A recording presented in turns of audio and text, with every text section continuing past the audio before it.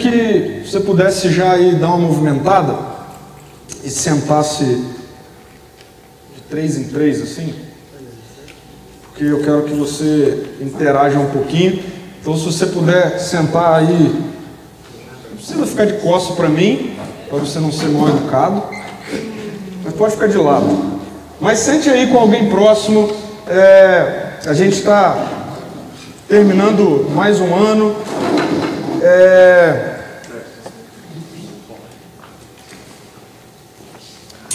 Fechamento de ano tem a ver também com a gente terminar mais um ciclo, né, da vida. O ano passou, ver algumas das fotos ali me faz relembrar alguns momentos, né, que a gente viveu junto, momentos bons, engraçados, outros nem tanto assim, né? Quando a gente olha para trás para fazer retrospectivas, para pensar e no que passou, a gente sempre vai encontrar, enquanto não acontece o que nós acabamos de cantar aqui, enquanto o reino não vier plenamente, colocando por terra totalmente a presença do mal, inevitavelmente nós passaremos em nosso tempo, nos nossos anos, momentos bons e momentos ruins. E na semana passada, o Lucas nos desafiou a olharmos para esse ano, que está acabando já, alguns dias aí de acabar, e avaliarmos se o nosso relacionamento com Jesus, ele amadureceu de uma maneira real e prática, ou se nós insistimos em manter relacionamento com a religião e não com Deus. Ele mostrou de uma forma bem legal que a religião traz essa perspectiva de tentativas que sempre são frustradas de nós realizarmos algo para obtermos então o favor de Deus, e isso nunca se desenvolve, mas a gente pode ser ou fazer a postura contrária a essa, que é reconhecer que nós não temos nada, mas o que nós temos nós oferecemos para Deus, entendendo que é dele todas as coisas e por ele todas as coisas foram criadas. E quando nós estabelecemos um relacionamento com Deus baseado nisso, na nossa total dependência nele, então nós amadurecemos, né? E ele colocou lá uma frase, né, que pelo menos me impacta, que olha para 2017 e veja se 2017 foi usado por você para amadurecer o seu relacionamento com Jesus, né? E ele falou assim: se não foi, você perdeu o seu ano. Você pode ter feito muitas coisas, você pode ter conquistado muitas coisas, mas se 2017 não serviu para você amadurecer a sua intimidade com Jesus, então você jogou o seu ano fora. Por mais profunda ou talvez dura que seja essa palavra, ela é real e ela nos faz avaliar. E o bom é que a graça de Deus está disponível para nós, e a gente nem precisa esperar virar o ano para a gente tomar a decisão de manter relacionamento profundo com Jesus, mas a gente pode começar e deve começar a fazer isso hoje. E hoje eu quero desafiar você a pensar numa outra realidade que talvez esteve presente no seu ano, talvez não, provavelmente é certo que ela esteve presente no seu ano, que é a realidade de você ter convivido ao longo desse ano com negativas, você ter recebido não para alguma realidade. Eu queria que você pensasse aí um pouquinho nisso. O que nesse ano você quis muito ou queria muito? Talvez você tenha entrado 2017 pensando assim: 2017 eu quero isso. E talvez você até tenha colocado isso numa perspectiva aí da sua espiritualidade, do seu relacionamento com Deus, e você tenha lá atrás, em janeiro, feito aí algumas orações, fala: Deus, esse ano eu quero isso. E aí você chega ao final desse ano e você não obteve isso. Pensa aí um pouquinho e conversa aí. 3 minutinhos para você trocar uma ideia e você falar com essa pessoa que está aí do seu lado assim: poxa, esse ano eu queria isso e eu não consegui isso, Deus não me deu isso, eu não obtive isso. Pode usar a expressão que você quiser, mas algo que você queria e que você não conseguiu.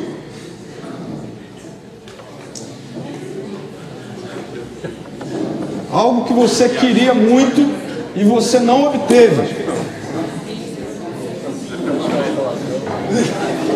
Talvez algo que você tem inclusive pedido a Deus e você não recebeu. Joia? Vira para cá. Vamos continuar aqui. Então, algumas coisas, talvez você tenha se lembrado aí. Às vezes, não é muito comum a gente esquecer, né, de coisas que a gente queria muito e que não aconteceu, né? Porque a gente continua querendo, a maioria delas, né? Mas, enfim, e aí, diante dessa realidade, que é inevitável da gente, no decorrer da nossa vida, nós vivenciarmos, nos depararmos com realidades assim, né, de não obtermos aquilo que a gente queria muito, né?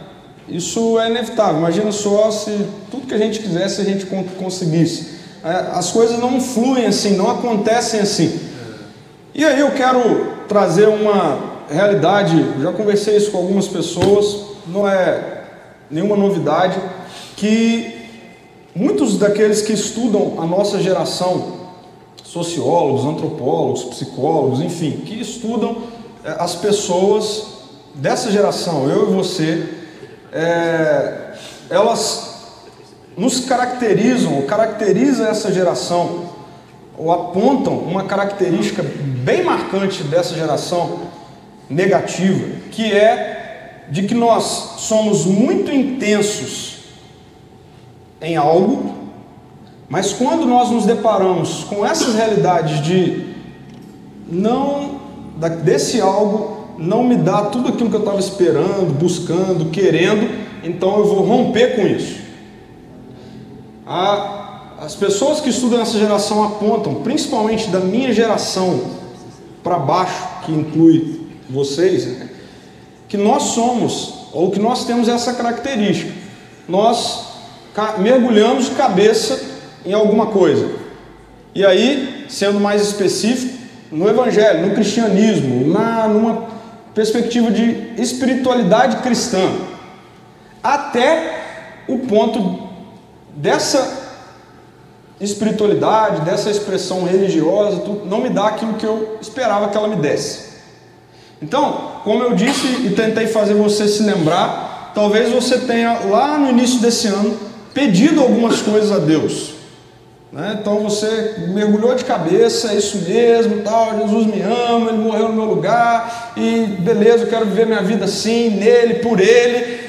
Deus, ao longo desse ano aí, me dá isso, me cura disso, me abençoa naquilo, faz eu ter isso, passar nessa ou naquela prova, tal. E aí as coisas aconteceram, o tempo passou e você chega ao final do ano e aí Deus não te deu, ou você achou que Ele não te deu, né? Mas você não teve aquilo que você tanto pediu, tanto buscou, tanto quis. E aí o que a sociologia diz é que a nossa geração faz diante disso o seguinte: a postura também não, tá vendo? Não existe isso. Tá vendo? Esse negócio não é verdade. E aí vamos buscar uma outra coisa para que eu tenha de novo algum tipo de esperança e tal. Até aquela outra coisa não me dá aquilo que eu queria, e aí a gente vai mudando. E isso faz com que nós sejamos essa geração que não está acostumada a lidar com realidades negativas, de frustração, de necessidade. A gente quer tudo naquele momento, a gente não suporta receber um não. Isso tem formado então pessoas cada vez mais instáveis, e o problema disso com relação à vida com Deus é que isso faz com que a gente continue sem experimentar o que de fato é o Evangelho. Eu, ao longo desse ano, convivi com alguns de vocês, aqui falando de forma específica, onde nós tivemos já algum tipo de conversa nesse sentido, de perceber alguns questionamentos nesse sentido. Eu acho que... eu estou desanimado. Cara, mas por que você está desanimado? Parece que Deus não me ouve, parece que Ele não... Será que é assim mesmo? Por quê? Só porque a gente não tem aquilo que a gente não quer ter. Só porque a gente não recebe aquilo que a gente quer que Ele nos dê. E aí a gente começa então a se afastar, o coração começa a ficar incrédulo. Consequentemente, a incredulidade leva à rebeldia, ao distanciamento. Esse é o caminho. Esse é o caminho. Qual é que a gente faz diante disso? Como isso pode ser transformado, mudado na minha vida, na sua vida? Eu tenho meditado na carta aos Hebreus. Eu tenho sido muito impactado novamente pela leitura dessa carta.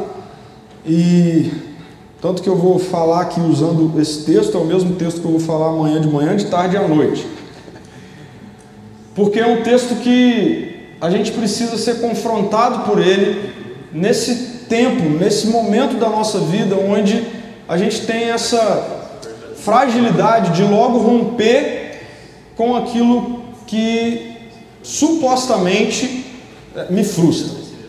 Então, na carta aos Hebreus, se você tiver sua Bíblia aí, você pode abrir e ligar, no capítulo 4, os versículos 14 ao 16, a gente lê assim, Hebreus 4, 14 ao 16, o texto diz assim: portanto, visto que temos um grande sumo sacerdote que adentrou os céus, Jesus, o Filho de Deus, apeguemo-nos com toda a firmeza à fé que professamos, pois não temos um sumo sacerdote que não possa compadecer-se das nossas fraquezas, mas sim alguém que, como nós, passou por todo tipo de tentação, porém sem pecado. Assim sendo, aproximemo-nos do trono da graça com toda a confiança, a fim de recebermos misericórdia e encontrarmos graça que nos ajude no momento da necessidade. Vou começar de trás para frente. Momento da necessidade. Eu já ouvi muitas pessoas usarem esse texto aqui de forma equivocada, entendendo que momento da necessidade tem a ver com aquele momento em que você vai se submeter a uma entrevista de emprego, momento em que você vai fazer uma prova, momento em que você precisa tomar uma decisão, e aí então, nesse momento, esse sumo sacerdote, Jesus, vai interceder ao seu favor e tudo mais. É exatamente essa leitura, sim, que distorce o que de fato é a nossa caminhada com Jesus, que acontece em tempos assim, como muito provavelmente todos nós vivemos, de dias bons, dias difíceis, um mais fácil, outro mais pesado, e é nessa caminhada, é nessa dinâmica de vida que o Evangelho traz de fato alegria, paz, bênçãos, mas é nesse contexto, é nessa dinâmica de vida puxada que a gente não quer viver, que muitas pessoas se aproximam do Evangelho nessa perspectiva, de algo que vai fazer com que a partir de agora eu não precise mais lidar com nenhuma dificuldade. Afinal, no momento da necessidade, eu clamo a Jesus e Ele é meu supremo sumo sacerdote, e Ele vai interceder ao meu favor e Deus vai trazer a resposta que eu quero. Aí a gente se frustra. Por quê? Porque o que é o momento da necessidade que o autor da carta aos Hebreus está dizendo que nós temos um sumo sacerdote, Jesus, intercedendo por nós. Qual é esse momento da necessidade? Para a gente entender isso aí, a gente tem que voltar no início do texto, onde a gente encontra a expressão portanto. Portanto, aparece porque o que nós lemos está conectado com toda uma ideia que vem anterior. E o que vem anterior ao que nós acabamos de ler é o autor da carta aos Hebreus lembrando para os primeiros leitores dessa carta e nós que existiu um tempo onde Deus agiu com graça e misericórdia com relação a um povo, a uma galera específica que vivera por gerações e mais gerações escrava no Egito, e num determinado momento da história desse povo, Deus, Ele usou a vida de um homem chamado Moisés para libertar esse povo, e ele prometeu que esse povo, eles não seriam apenas libertos e viveriam por aí de qualquer maneira, mas que eles seriam levados, esse povo seria levado para uma terra, a terra de Canaã, terra prometida, onde essa terra seria uma terra de bênçãos que eles nunca viveram. Só que da libertação no Egito até a terra tem um caminho,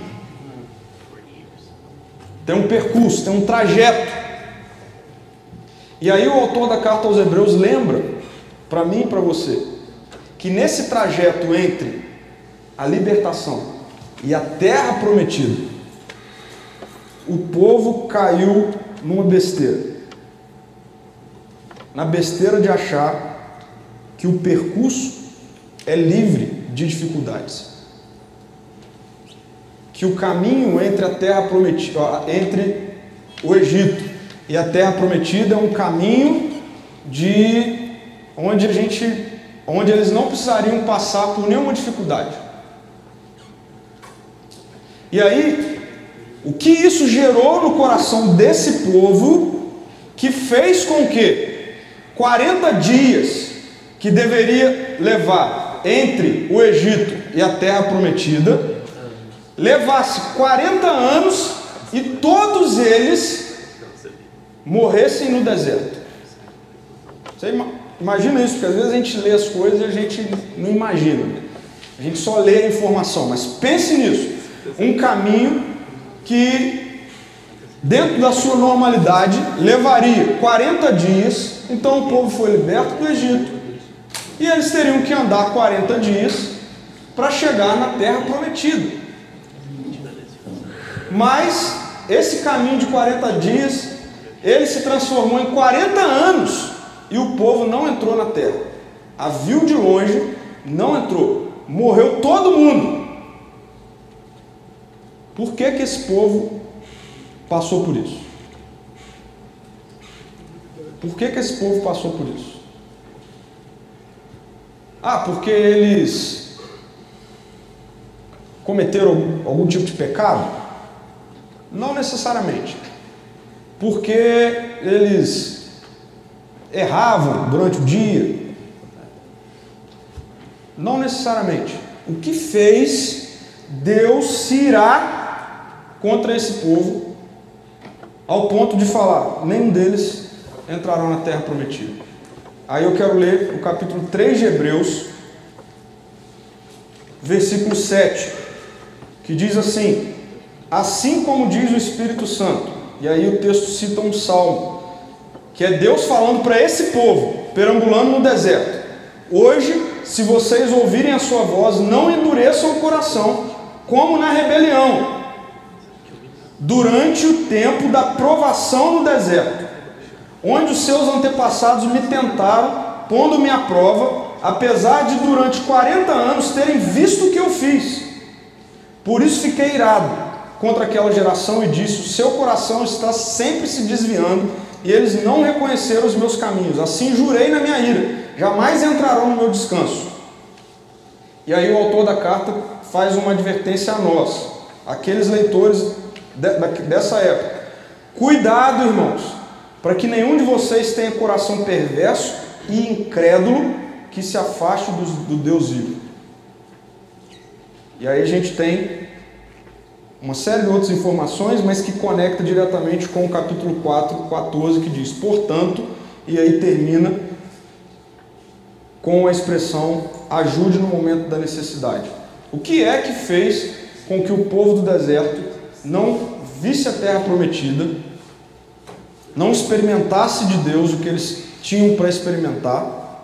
E o que a Bíblia está nos alertando: cuidado para que durante a trajetória da vida de vocês, entre serem alcançados pelo Evangelho, ou seja, entre encontrarem liberdade e a realidade da vida plena que Deus tem para vocês, não se perca. E aí o texto está dizendo: Jesus ajuda vocês nesse momento. Qual é esse momento? O momento da incredulidade. O momento que, muito provavelmente, quando você passa por essas negativas de Deus, você é tentado a decidir, a murmurar. É ou não é assim? Na maioria das vezes, em que eu quero algo, eu começo a orar, a pedir e tal, e aí, ou parece que Deus está em silêncio, não me dá, ou então acontece o contrário daquilo que eu quis, o seu coração é tentado, na mesma hora, a dizer: não existe, não olha para mim, não se importa comigo, não me ama. Ou seja, incredulidade. O que fez aquele povo não chegar na terra prometida foi a incredulidade de que Deus estava cuidando deles, de que Deus tinha o melhor para eles, de que Deus estava guiando eles, mesmo em momentos onde o texto mesmo coloca de provação no deserto, porque afinal de contas, deserto é deserto, traz provação, traz dificuldades.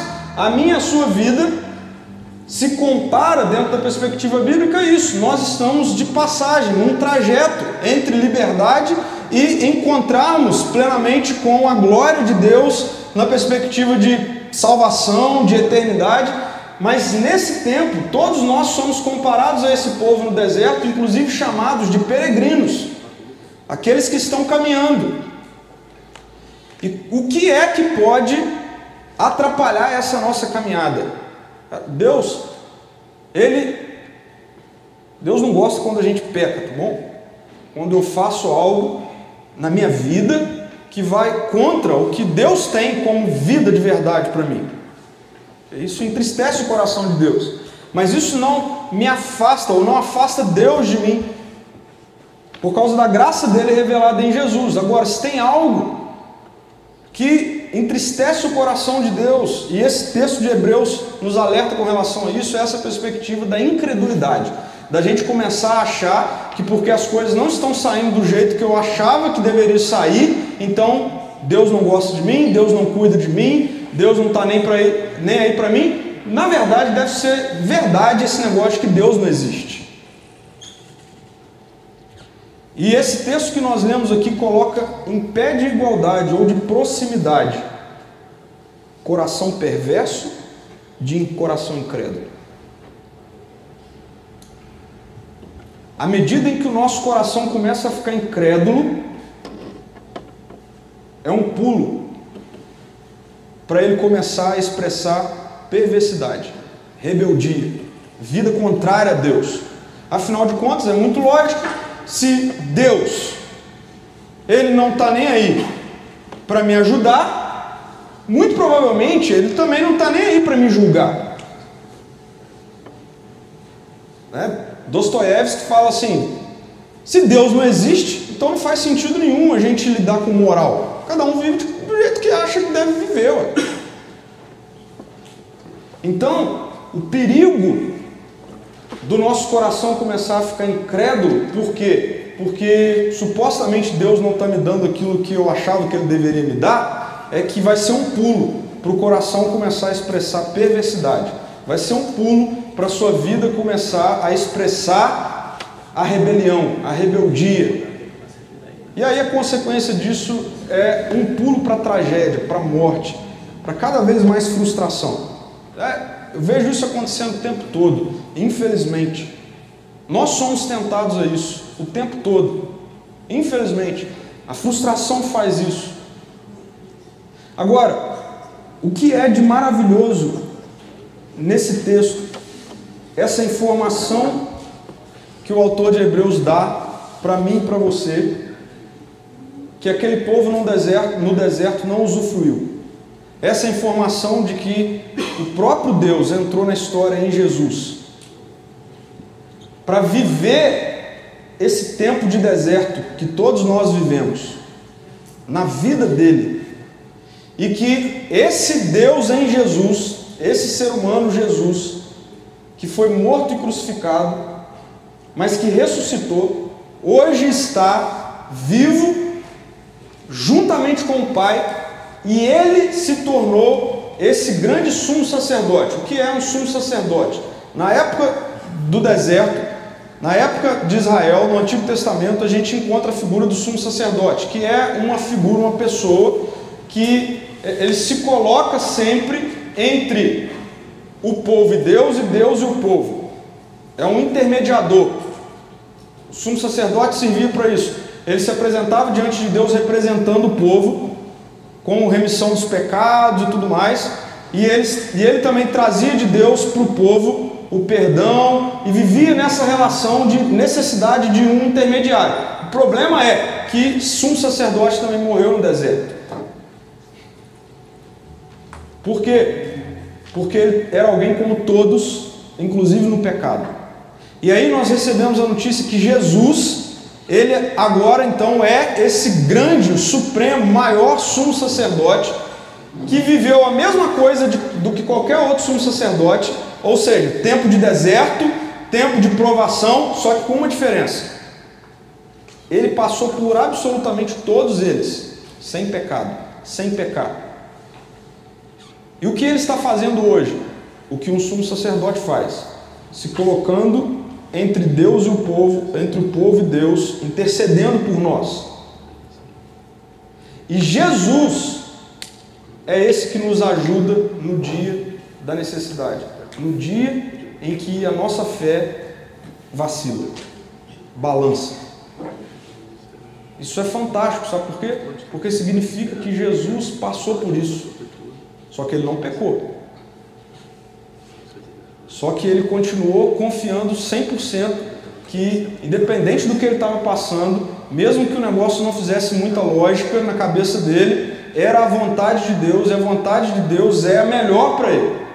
Por isso ele confia. Quer ver uma situação talvez mais evidente disso? Jesus, prestes a morrer, ele vira para o Pai e ele faz um pedido para o Pai.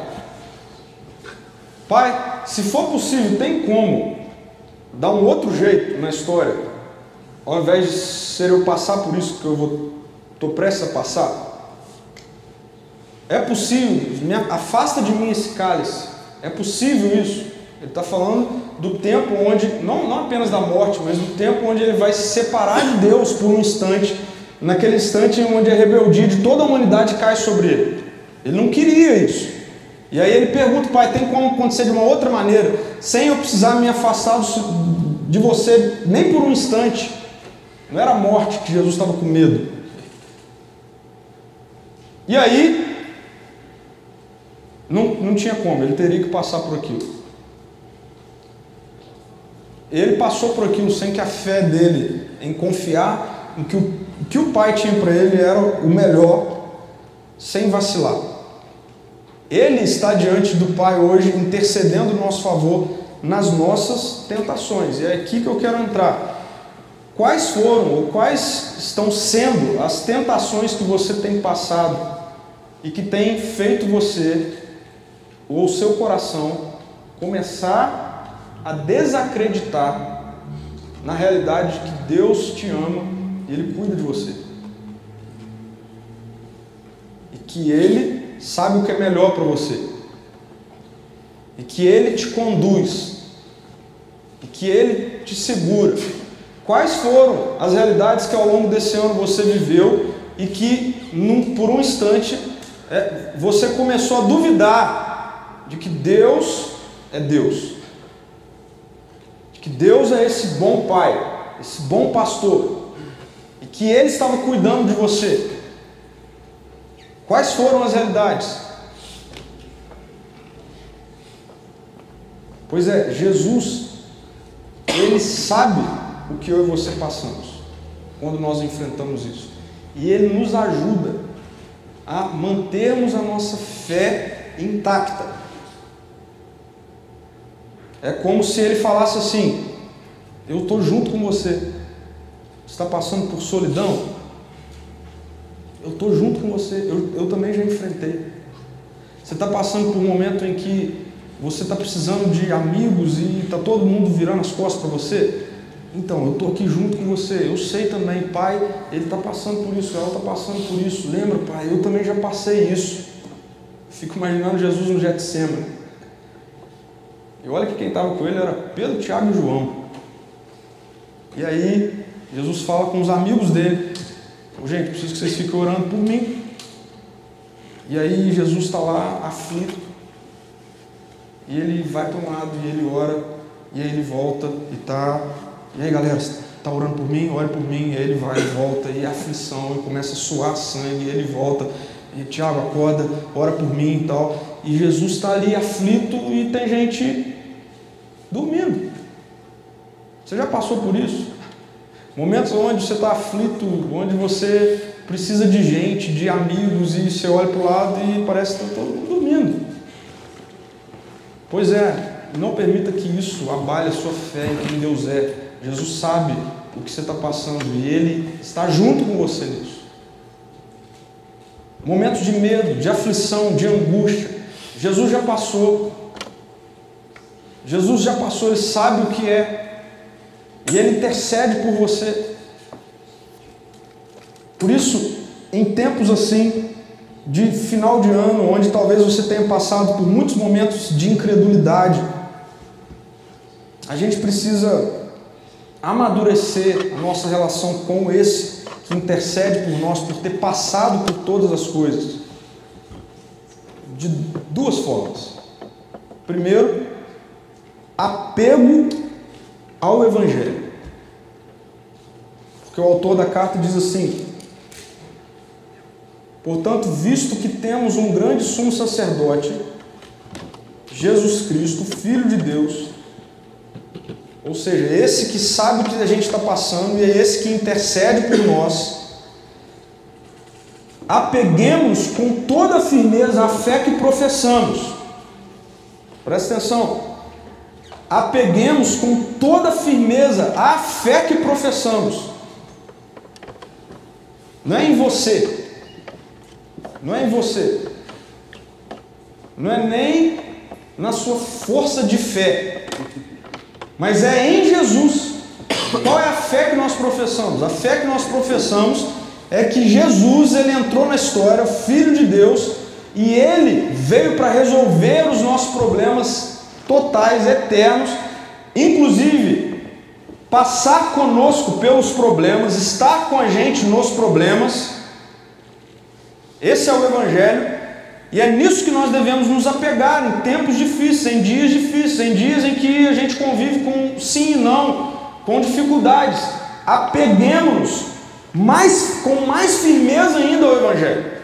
O que é que a gente faz na maioria das vezes? Levado pela incredulidade, a gente se afasta.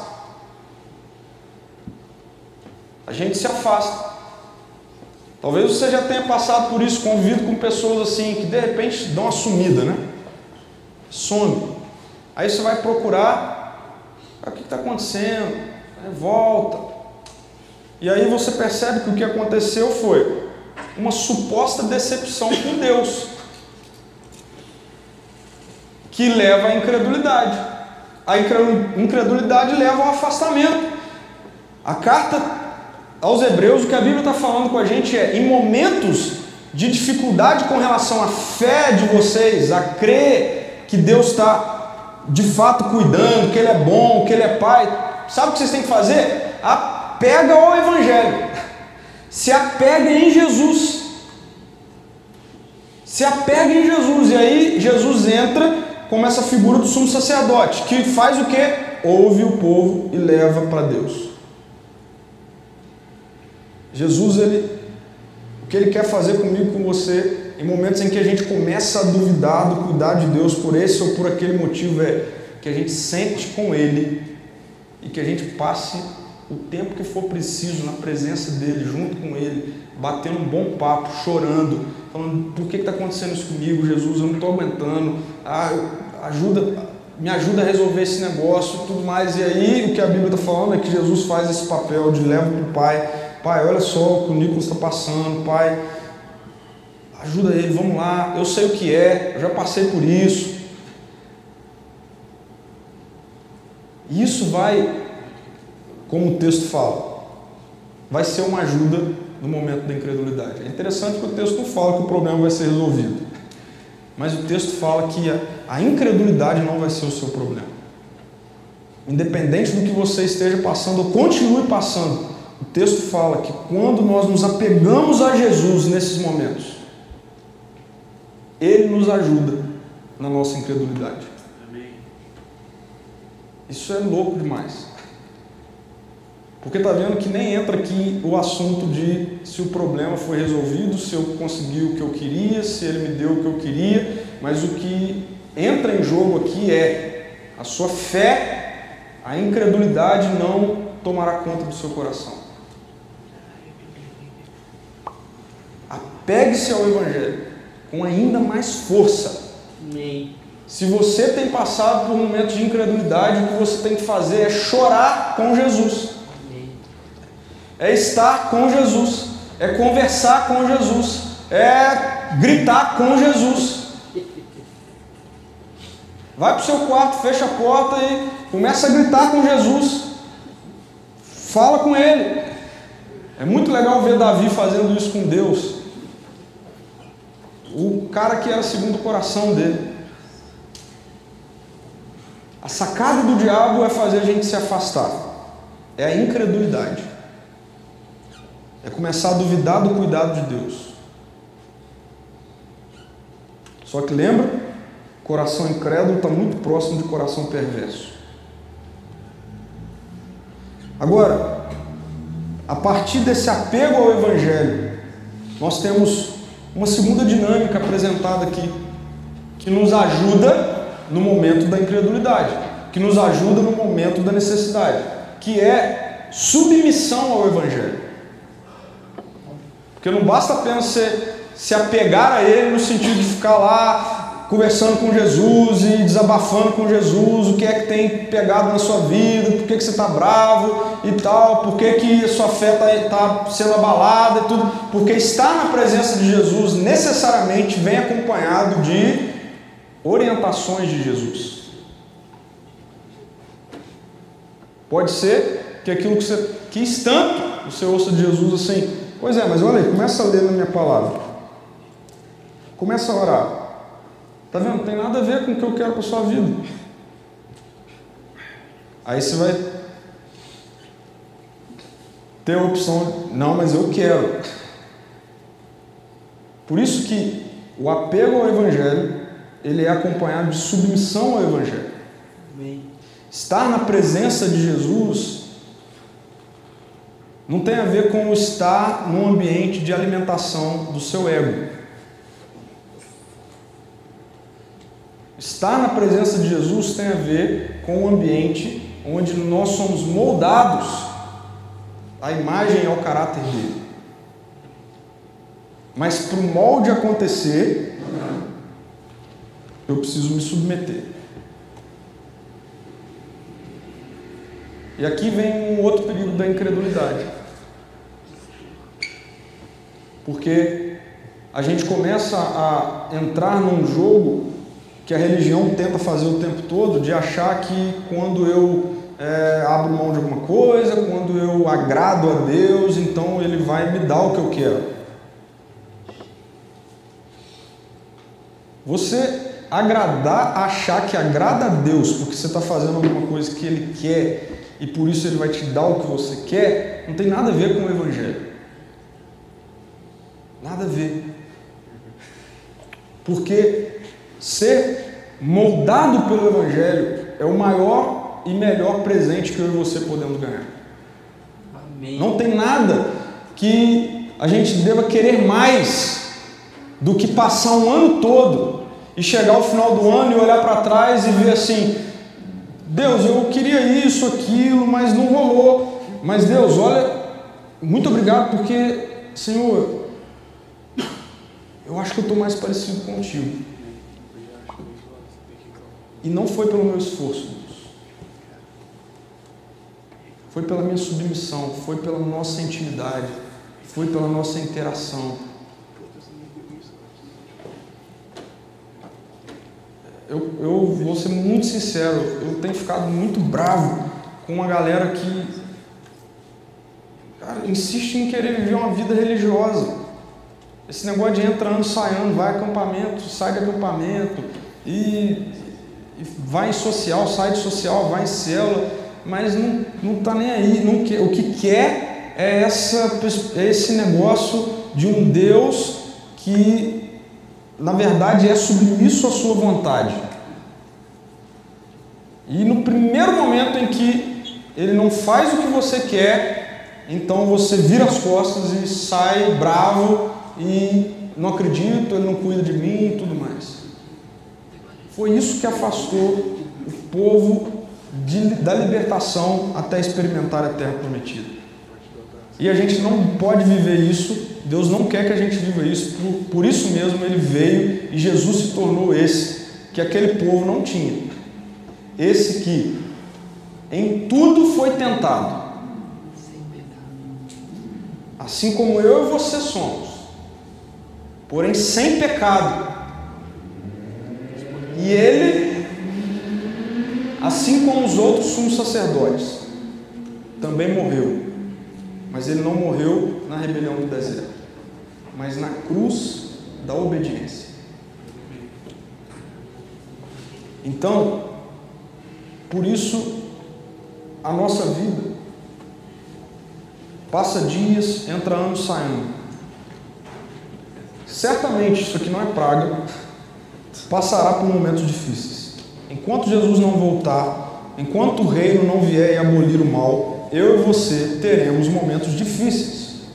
Ficou claro isso? Pode anotar. Não é praga.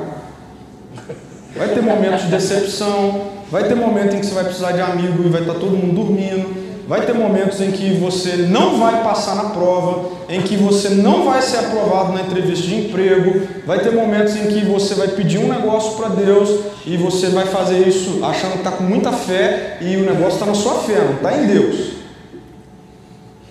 E aí a coisa não vem, e aí você fala da sua fé, não de Deus. Tá? Eu orei com pouca fé. Não, Deus não quis. Deus não quis.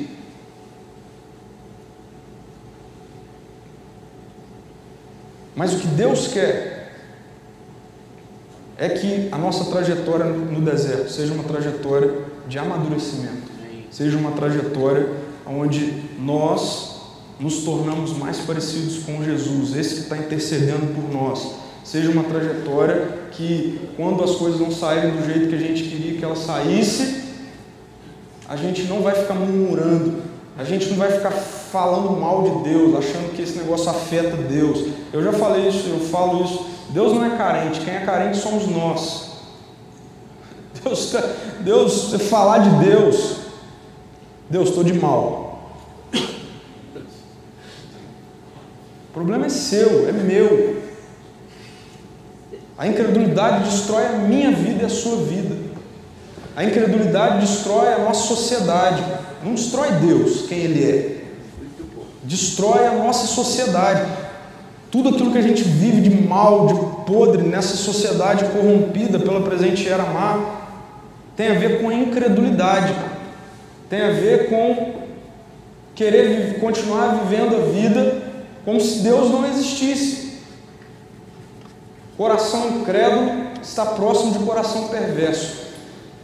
Então, para a gente terminar, você começou a pensar em momentos do seu ano que talvez não tenha sido do jeito que você queria. Talvez não tenha saído do jeito que você pediu a Deus. Não chegue no final desse ano e vire esse ano e comece um novo ano tendo em mente talvez Deus não é isso tudo aí. Será que Ele existe mesmo? Mas saiba, o mesmo Deus se tornou um ser humano como eu e você. Passou por tudo que a gente passa. Então, no momento da adversidade, ao invés de você pender o seu coração para a incredulidade, penda o seu coração para aquele que foi tentado como você, mas não pecou. E Ele está com o Pai intercedendo por mim e por você. Passe tempo com Ele. Apegue-se a Jesus no momento da adversidade. Apegue-se a Jesus. Gaste tempo com Ele. Desliga o celular, desliga o computador e começa a passar tempo com Jesus. Fala com Jesus tudo que está no seu coração, tudo que está balançando, até mesmo a sua certeza que um dia teve, de que Deus cuida de você. Fala isso para Jesus, fala com Jesus. Está difícil, Jesus, esse negócio, não estou conseguindo ver o cuidado de Deus. Fala com Ele, porque de uma maneira misteriosa a Bíblia está falando que Ele é o nosso sumo sacerdote. Mas não apenas esteja disposto a passar tempo com Jesus, a ter apego a Jesus, mas esteja disposto a submeter a sua vida a Jesus. Porque quando nós submetemos a nossa vida a Jesus, pode não sair nada do nosso jeito, mas significa que a gente está vivendo do jeito dele, o que é bom, o que traz paz, alegria, satisfação, verdadeira vida. Vamos orar? Senhor, muito obrigado, porque Tu és um Deus que sabe exatamente o que a gente passa. Exatamente, Senhor.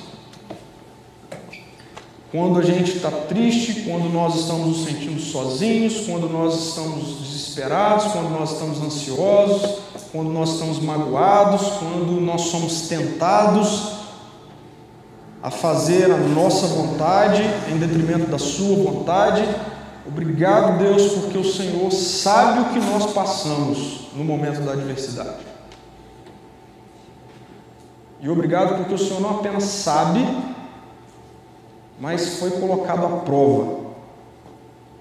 O Senhor viveu a nossa vida. E um dia, Deus, muito obrigado, porque Jesus não morreu no deserto da incredulidade, mas na cruz da obediência. Amém. Onde nós somos salvos, onde nós somos conectados de novo ao Senhor, onde nós reencontramos com a graça e o perdão do Senhor. Mas obrigado também pela ressurreição. A cruz não o suportou.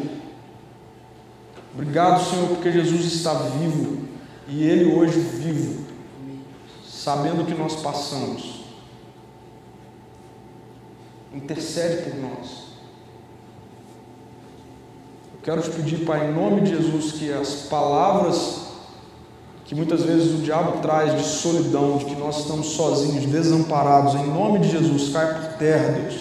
Amém. Pai, para que em momentos de solidão, adversidades, em momentos em que nós somos frustrados, Pai, que a gente possa se apegar ainda mais a Jesus, ainda mais a Jesus. Troque o lamento, a murmuração, pelo diálogo sincero, real, de tempo com Jesus. Mas Deus, não apenas isso, não apenas apego ao Evangelho, mas também submissão ao Evangelho. Submissão, disposição para abrir mão da minha vontade, Deus, para viver a sua vontade. Que mesmo sendo tentados, Deus, não haja incredulidade no nosso coração, mas que haja crescimento, amadurecimento, em nome de Jesus. Amém, Deus.